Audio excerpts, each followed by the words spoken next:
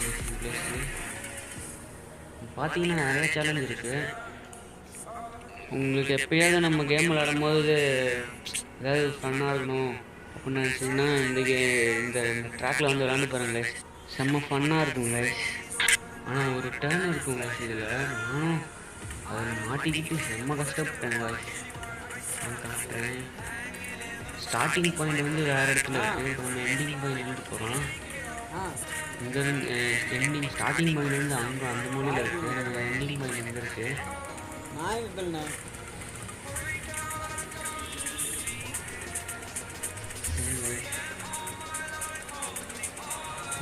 Ending point கூட நம்ம தூரம் போகணும். நம்ம எண்டிங் இந்த டாவருக்கு வந்து கொஞ்சம் முன்னாடி அனுப்பிச்சிட்டு போகணுங்க.